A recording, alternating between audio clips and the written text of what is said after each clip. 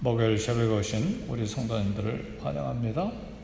우리 서로 손을 들어서 인사하실까요? 반갑습니다. 네.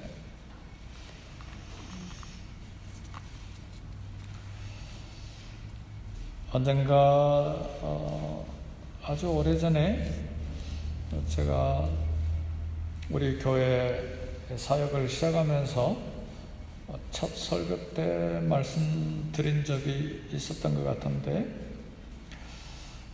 하도 오래전 이야기라 기억하실지 모르겠습니다.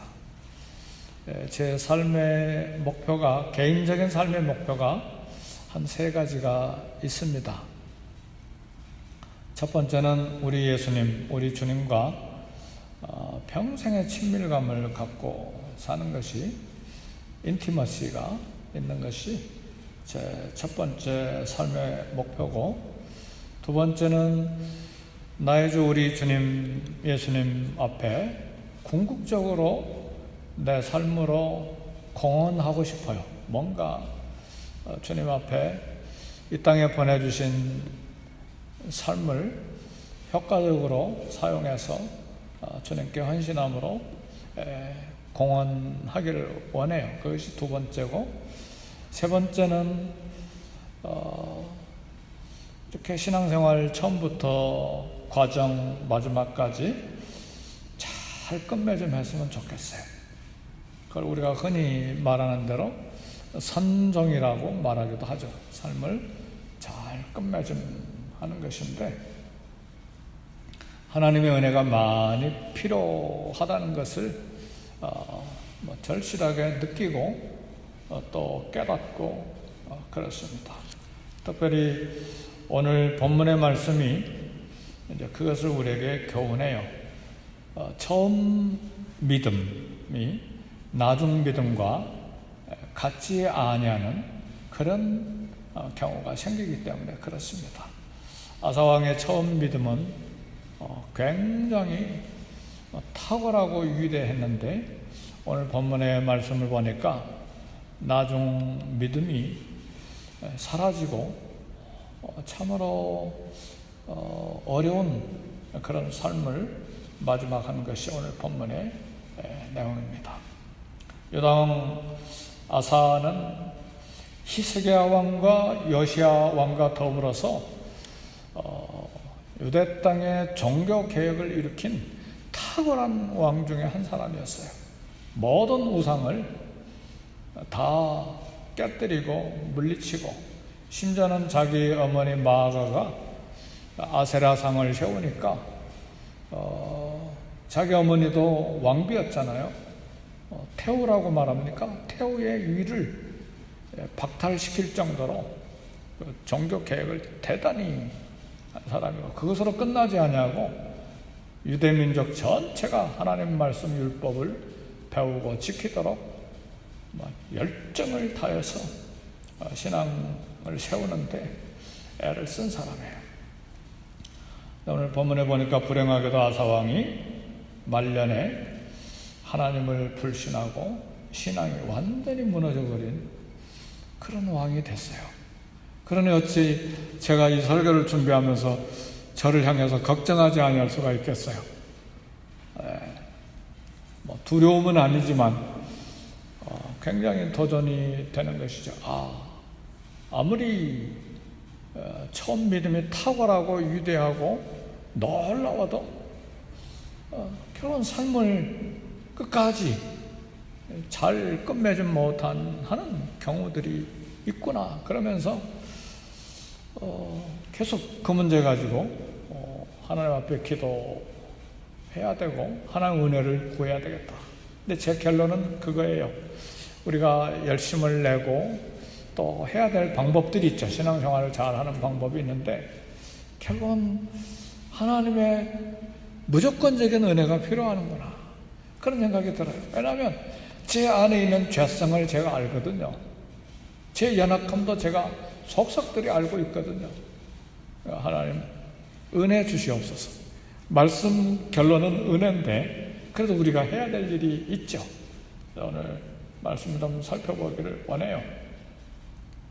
현재 믿음 생활을 잘 하고 있어도 마지막 순간까지 겸손으로 믿음을 지켜야 될 그런 우리의 책임이 있는데 우린 베드로처럼 장담하지 않기를 원해요. 베드로는 진심으로 주님을 사랑했기 때문에 다른 사람들이 다 도망갈지라도 나는 죽어도 주님 절대 배반하지 않겠습니다 했는데 실제 현장에 들어가 보니까 무너졌잖아요. 예를 들면 죄의 유혹, 생명의 유혹 있을 때 주님 신앙 아무것도 없이 다 무너져 버리고 말았죠. 그것이 우리 삶의 욕망, 또 물질, 명예, 권력, 또 쾌락, 이 죄의 이 모든 부분이 우리를 공격할 때 누구도 장담할 수가 없다, 그 말입니다. 그래서 어떤 면에서 바울은 위대해요. 마지막 디모데후서 4장입니까? 거기 보면 참 달려갈 길을 마치고 선한 싸움을 싸우고 달려갈 길을 마치고 믿음을 지켰다. 마지막 부분, 믿음을 지켰다. 오늘 새벽에 오신 사랑하는 성도 여러분, 지금도 믿음이 너무 크시고 좋으시잖아요. 이 바이러스 전염병 시대에 새벽기도에 나오시는 건 이건 보통이 아니에요. 우린 잘 모르지만 그냥 늘 습관대로 주님 앞에 나와서 새벽기도 하는 것이지만 세상 사람들이 볼 때는 또 이렇게 위축되고 또 힘들어하는 성도들이 볼 때는 굉장한 거예요. 우린 믿음을 잘 모르지만 굉장한 거예요. 그런데 이런 믿음이 마지막 순간까지 주님 앞에 갈 때까지 지켜지는 건 굉장한 은혜죠.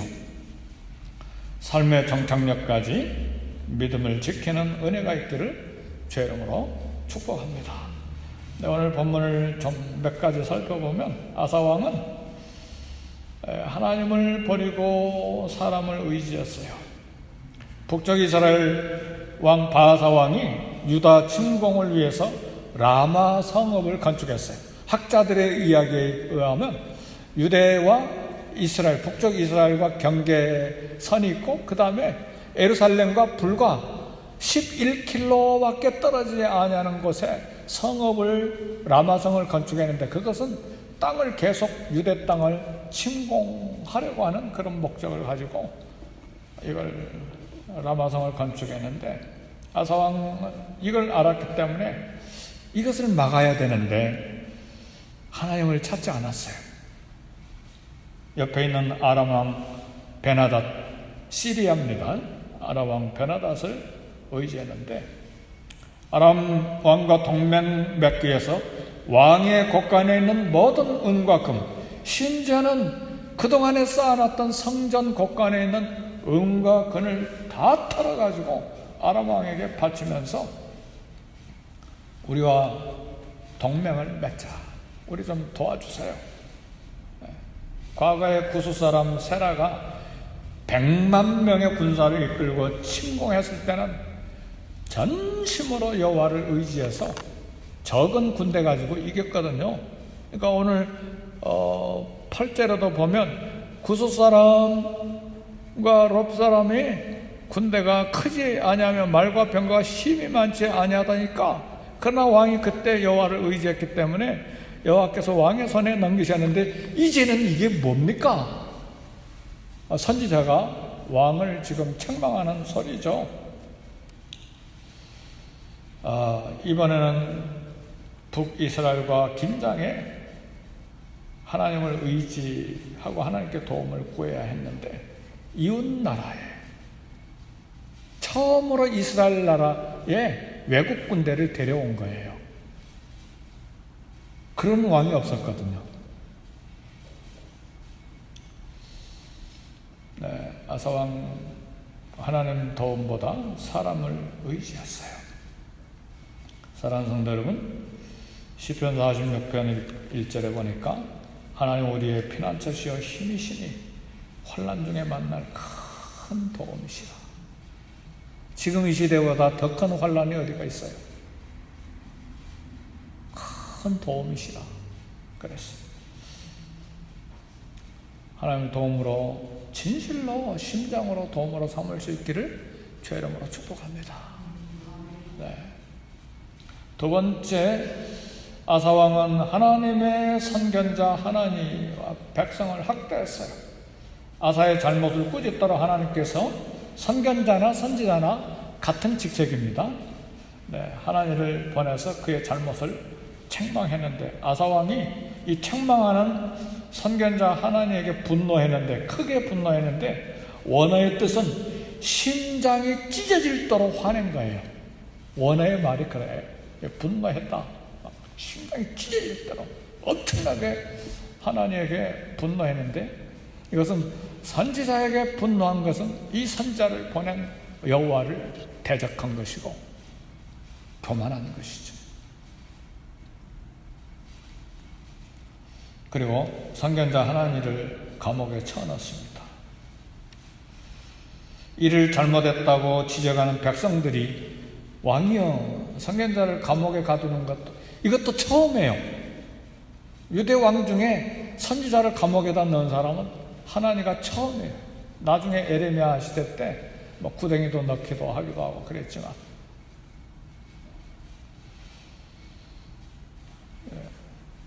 이 학대, 오늘 본문에 보니까 학대했다는 말인데, 백성들 그런 여론을 눌러서 부셔버렸다, 그런 뜻이 들어있어요. 눌러서 부셔버렸다.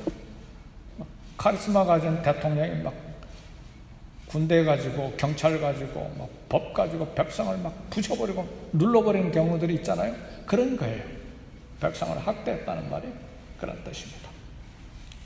다윗은 그런 면에서 위대하죠. 나단 선지자가 그의 치명적인 잘못, 죄를 지적했을 때 무릎 꿇었잖아요. 내가 잘못했습니다. 이게 위대한 것이죠. 네, 아사는요, 두 번의 기회를 놓쳤어요. 아람왕 베나닷을 의지했을 때 바라던 일은 성취됐어요. 왜냐하면 베나닷이 군대를 가지고 와서 북쪽 이스라엘을 치니까 라마성 건축하던 걸 다 바하사 왕이 취소하고 다시 철수했거든요.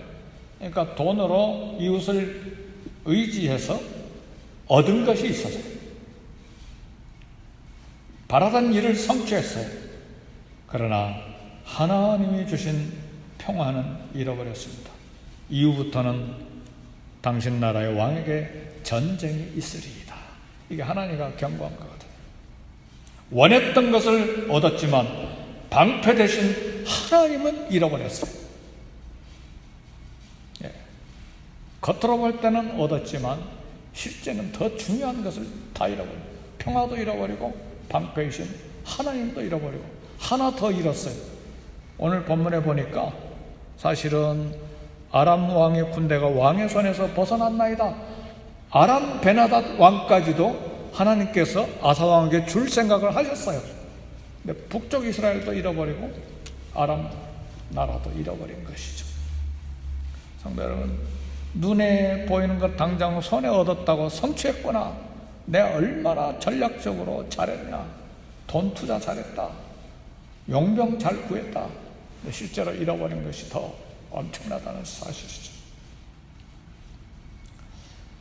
회개 기회를 두 번이나 놓쳤는데 선견자 하나니가 하나님 보내셔서 책망했을 때 회개했어야 했는데 분노했죠. 그리고 3년 후에 중병이 들었는데 결코 하나님 찾지 않았어요. 의사들만 찾았어요. 그래서 오늘 본문에 보니까 9절 우리 다 같이 한번 읽어봅시다. 시작. 여호와의 눈은 온 땅을 두루 감찰하사 전심으로 자기에게 향하는 자를 위하여 능력을 베푸시나니. 하나님의 눈은 온 땅을 두루 살피신다는 말이에요. 전심으로 자기를 향하는 자는, 전심으로 하나님을 찾는 자, 전심으로 하나님을 의지하는 자를 찾아서 능력을 베푸신다. 평안을 주시고 전쟁을 막아주시고 형통케 하시고. 하나님 가만히 계시지 않아요. 하나님 눈은 계속해서 살펴보고 계십니다. 말씀을 마치는데요, 사랑하는 성도 여러분, 사람은 연약한 존재예요. 누구나 다 실수할 가능성이 있어요. 아브라함도 자기 아내를 2번씩이나 그냥 뺏겼잖아요. 거짓말로. 그렇잖아요. 누구나 다 실수할 수 있어요. 모세도 실수가 한두 번이 아니었잖아요. 사람 살인했죠.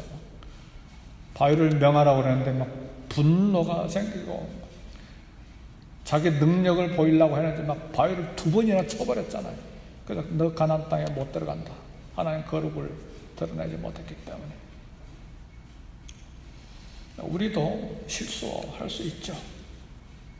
다윗은 실수 때 책망 듣고 회개하고 회복했어요. 아사는 회개하지 않았습니다. 사랑하는 성도 여러분, 사람이 망하는 것은, 사람이 멸망되는 것은 죄를 지었기 때문이 아니에요. 회개하지 않기 때문에 그래요.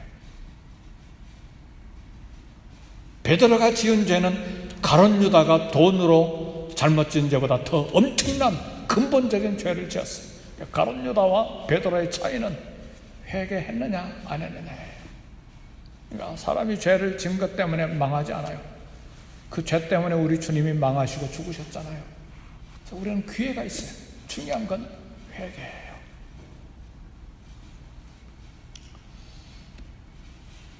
노년에 하나님을 버린 아사왕, 평생의 신앙 한순간에 무너졌어요. 이 믿음을 지키려면 매일 기도해야 되고, 매일 말씀을 통해서 자신을 새롭게 해야 되고, 하나 더 은혜를 구해야 합니다. 하나님 불쌍히 여겨주세요. 처음 신앙과 나중 신앙이 같게 해주세요. 바울의 고백, 믿음을 지켰으니 이 고백이 저의 고백이 되게 해주세요. 그리고 선종하게 해주세요. 피니시웰이라고도 하죠. 삶을 마지막까지 잘 끝맺음하게 하시되 궁극적으로 공헌하고 주님과 평생 친밀감을 갖고 살게 해주세요. 기도가 오늘 저와 여러분의 기도 제목이 되기를 원합니다. 기도하겠습니다.